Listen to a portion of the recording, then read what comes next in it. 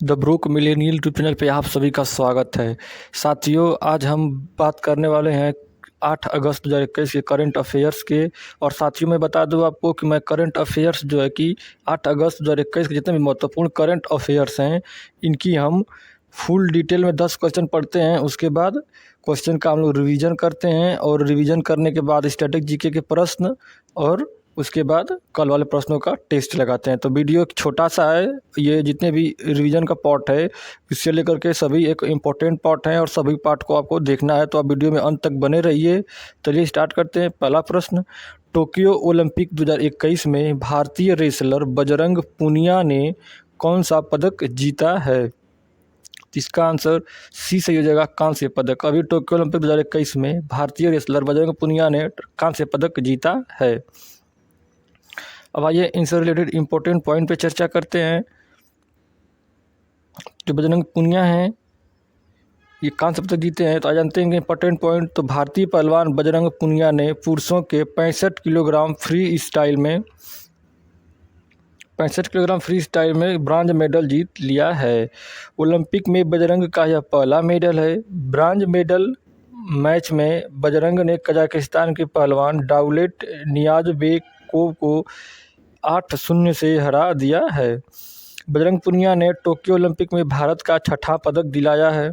तो आइए जानते हैं और 5 पदक कौन कौन से, उनके बारे में चर्चा करते हैं। तो अन्य जो 5 मेडल हैं, ये टोक्यो ओलंपिक 2020 में पहला पदक मीराबाई चानू ने सिल्वर मेडल जीता, दूसरा पदक पीवी संधू ने जीता कांस्य पदक, और तीसरा पदक लवलीन बोरगोहेन ने जीता।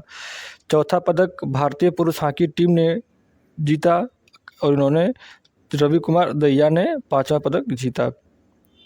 तो अब ये बजरंग पुनिया इम्पोर्टेंट है, इसको भी ध्यान में हमको रखना है। आइए अब अगला प्रश्न देखते हैं। कौन सी स्पेस एजेंसी अवलोकन उपग्रह EOS यानी अर्थ ऑब्जर्वेशन सैटेलाइट 3 को लॉन्च करेगी? तो इसका आंसर डी सही हो जाएगा, इसरो। इसरो एक भारतीय स्पेस एजेंसी है, और यह EOS 3 सैटेलाइट को लॉन्च करेगी। तो आज जानते हैं इसके बारे में, इंपॉर्टेंट पॉइंट पर चर्चा करते हैं।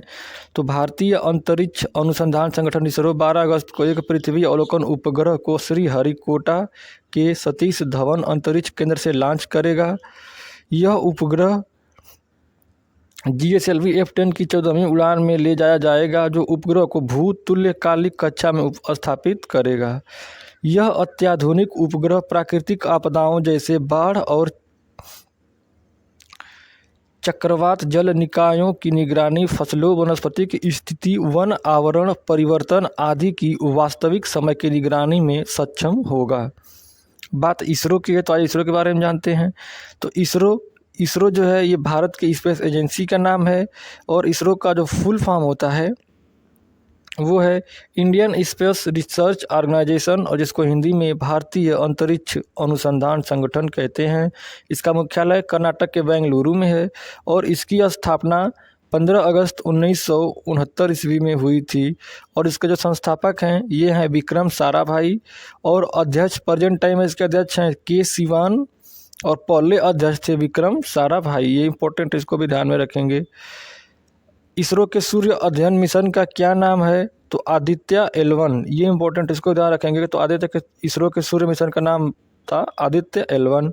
अगला देखते हैं, भारत के अंतरिक्ष का पितामह किनको माना जाता है? तो विक्रम साराभाई को। अगला देखते हैं, भारत ने 104 उपग्रहों को किस रॉकेट से भेजा था? तो PSLV C-37 से 104 उपग्रहों को भारत ने भेजा था। अगला देखते हैं, इसरो के मंगल मिशन जिसे 5 नवंबर 2013 को लॉन्च किया गया था, इसका क्या नाम था? तो मॉम यानी मार्स ऑर्बिटर मिशन। भारत और जापान के चंद्र मिशन का क्या नाम है? तो लूपेक्स। अगला प्रश्न देखते हैं, अखिलेश मिश्रा को किस देश में भारत का अगला राजदूत नियुक्त किया गया है? तो इसका आंसर बी से हो जाएगा, आयरलैंड। अभी आयरलैंड में अखिलेश मिश्रा को भारत का अगला राजदूत नियुक्त किया गया है। तो आइए अब इनके इम्पोर्टेंट पॉइंट पर चर्चा करते हैं। अब बात आयरलैंड की है, तो आयरलैंड के बारे में जानते हैं। तो आयरलैंड यूरोप महाद्वीप में स्थित है। आयरलैंड की राजधानी डबलिन है, और आयरलैंड की करेंसी यूरो है। और आयरलैंड के राष्ट्रपति हैं माइकल डी हिगिंस और आयरलैंड के प्रधानमंत्री हैं माइकेल मार्टिन।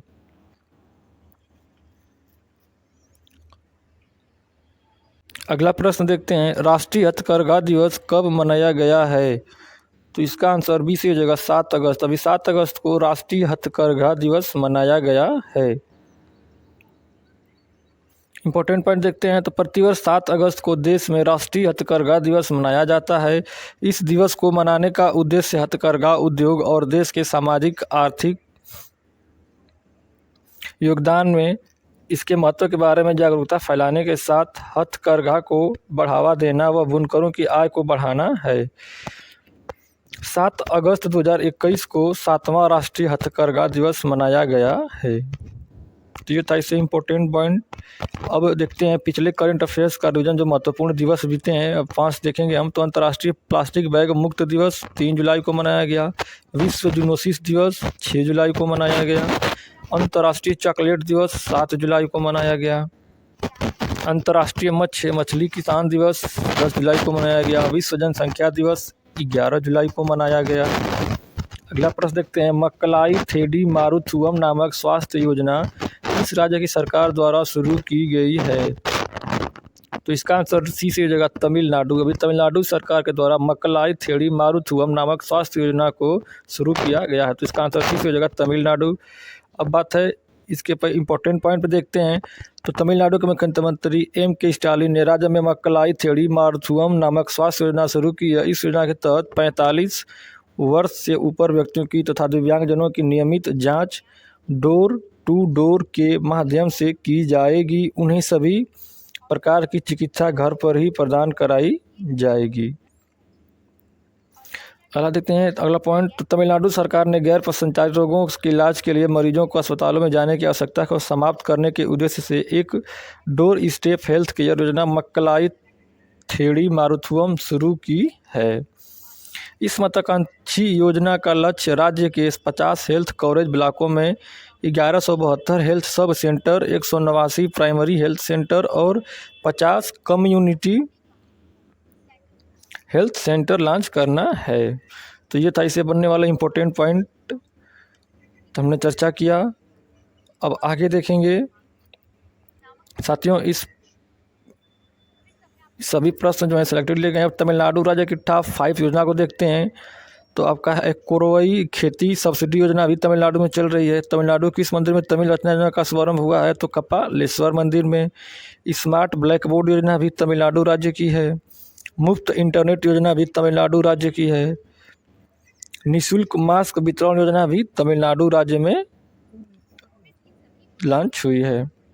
इसके बाद हम लोग रिवीजन करेंगे 10 क्वेश्चन उनका। उसके बाद स्टैटिक के प्रश्न देखेंगे और स्टैटिक के प्रश्न के बाद जो टेस्ट है, कल वाले प्रश्नों का हम लोग टेस्ट लगाएंगे। तो ये हम लोग 3 पार्ट में डेली वीडियो करंट अफेयर्स की पढ़ते हैं और ये आपको इतने छोटे समय में सबसे ज़्यादा सीखने के लिए मिलता है। तो छोटी वीडियो है, आप इसको पूरा देखा करिए। अगला प्रश्न देखते हैं, किस देश ने अपने सभी समुद्री राष्ट्रीय उद्यानों से मूंगे को नुकसान पहुंचाने वाले रसायनों से युक्त सनस्क्रीन पर प्रतिबंध लगा दिया है? तो इसका ऑप्शन डी से हो जाएगा थाईलैंड। थाईलैंड ने समुद्री राष्ट्रीय उद्यानों से मूंगे को नुकसान पहुंचाने वाले रसायनों से युक्त सनस्क्रीन पर प्रतिबंध लगा दिया है। तो इसका ऑप्शन डी से हो जाएगा थाईलैंड। अब आइए इससे और मूंगे के बारे में जानते हैं इंपॉर्टेंट पॉइंट पे। तो कोरल रीफ यह एक पानी के नीचे का पारिस्थितिकी तंत्र है जिसकी विशेषता रीफ बिल्डिंग कोरल है। यह चट्टानें कोरल पॉलिप्स की कॉलोनियों द्वारा बनाई जाती हैं। अधिकांश चट्टानें पथरीले मूंगों से बनी हैं। थाईलैंड ने अपने सभी समुद्री राष्ट्रीय उद्यानों से मूंगे को नुकसान पहुंचाने वाले रसायनों से मुक्त संस्कृत पर प्रतिबंध लगा दिया है। अगला पॉइंट देखते हैं, पर्यटकों के द्वारा उपयोग के लिए किए जाने वाले प्रोटेक्शन द्वीप राष्ट्र में धीमी गति से बढ़ने वाले मूंगों को नुकसान पहुंचा रहे हैं। अगला प्रश्न देखते हैं, भारत की सबसे हल्की मेट्रो ट्रेन और पुणे की पहली मेट्रो का निर्माण कौन सा देश कर रहा है? तो इसका ऑप्शन सी से हो जाएगा इटली। अभी इटली जो है भारत की सबसे हल्की मेट्रो ट्रेन और पुणे की पहली मेट्रो का निर्माण कर रहा है। अब आइए से इम्पोर्टेंट पॉइंट पे देखते हैं। तो इस ट्रेन का निर्माण पहली बार एल्यूमिनियम से किया जा रहा है। पश्चिम बंगाल स्थित टीटागढ़ वैंगस इस मेट्रो का निर्माण करेगी। तो इस आइए अब इटली के बारे में जानते हैं। तो इटली यूरोप महाद्वीप में स्थित है। इटली की राजधानी रोम है। इटली की करेंसी यूरो और इटली के प्रधानमंत्री मारियो द्रौगी हैं। इटली के राष्ट्रपति सर्जियो मत्तेरेला और विश्व खाद्य कार्यक्रम WEP का मुख्यालय कहाँ स्थित है? तो ये रोम में है, इटली के रोम में। इटली की सबसे लंबी नदी का क्या नाम है? तो इसका आंसर हो जाएगा पो नदी। तो ये था इससे बनने वाला इम्पोर्टेंट प्रश्न। आगे देखते हैं अगला प्रश्न। अब भारत केसरी कुश्ती दंगल 2021 का खिताब किसने जीता है? तो इसका आंसर भी सही हो जाएगा, लाभांशु शर्मा ने। अभी लाभांशु शर्मा ने भारत केसरी कुश्ती दंगल 2021 का खिताब जीता है। तो ये इंपॉर्टेंट है, लाभांशु शर्मा, इनके बारे में जानते हैं। तो भारतीय पहलवान लाभांशु शर्मा ने तमिलनाडु में आयोजित भारत केसरी कुश्ती दंगल 2021 का खिताब जीता है। उत्तराखंड के गठन के 20 साल बाद लाभांशु ने सूखे को तोड़ दिया और राज्य के लिए भारत केसरी का खिताब जीता है। तो ये था इससे बनने वाले इंपॉर्टेंट पॉइंट। अब अगले देखते हैं अगला प्रश्न। US agency for international development ने किस भारतीय मूल की महिला को अपना मिशन निर्देशक नियुक्त किया है? तो इसका आंसर सी सही हो जाएगा, वीना रेड्डी। अभी वीना रेड्डी को US agency for international development ने मिशन निर्देशक नियुक्त किया है। अब आइए जानते हैं USAID के बारे में। तो United state agency for international development, इसकी स्थापना 3 नवंबर 1961 को हुई थी और इसका मुख्यालय वाशिंगटन DC अमेरिका में है। और इसके प्रेजेंट टाइम में जो अध्यक्ष हैं ये हैं सामंथा पावर। तो ये था इससे बनने वाले इम्पोर्टेंट प्रश्न, इसको हम लोग ध्यान में रखेंगे। अगर आप अगला प्रश्न देखते हैं और इसके बाद हम लोग रिवीजन करेंगे। पद्या सचदेव का निधन हो गया, इनका संबंध किस क्षेत्र से था? तो इसका आंसर सी सही हो जाएगा, कवियत्री। अभी जो पद्या सचदेव थी ये एक कवियत्री थी। अब इनके बारे में इंपॉर्टेंट पॉइंट देखते हैं। तो पद्मश्री पुरस्कार सम्मानित डोगरी भाषा की पहली आधुनिक कवियत्री पद्या सचदेव का 81 वर्ष की उम्र में निधन हो गया। वर्ष 1971 में इन्हें साहित्य अकादमी पुरस्कार से सम्मानित किया गया था। तो 2001 में पद्मश्री से सम्मानित किया गया था। तो इसको भी हमको ध्यान में रखना है, ये भी प्रश्न कभी कभी पूछ लिया जाता है।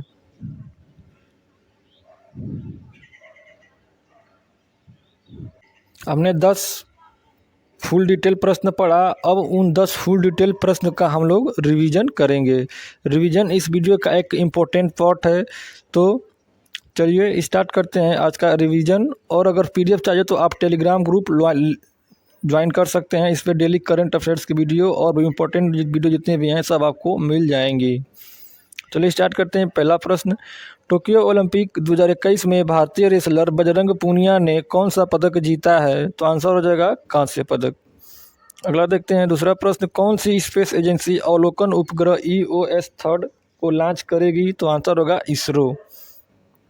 अगला देखते हैं, अखिलेश मिश्रा को किस देश में भारत का अगला राजदूत नियुक्त किया गया है? तो आंसर होगा आयरलैंड। अगला देखते हैं, राष्ट्रीय हथकरघा दिवस कब मनाया गया है? तो आंसर होगा 7 अगस्त। अगला देखते हैं, मक्कलाई थेड़ी मारुथुवम नामक स्वास्थ्य योजना किस राज्य की सरकार द्वारा शुरू की गई है? तो आंसर होगा तमिलनाडु। अगला देखते हैं, किस देश ने अपने सभी समुद्री राष्ट्रीय उद्यानों से मूंगे को नुकसान पहुंचाने वाले रसायनों से युक्त सनस्क्रीन पर प्रतिबंध लगा दिया है? तो आंसर होगा थाईलैंड। भारत की सबसे हल्की मेट्रो ट्रेन और पुणे की पहली मेट्रो का निर्माण कौन सा देश कर रहा है? तो आंसर होगा इटली।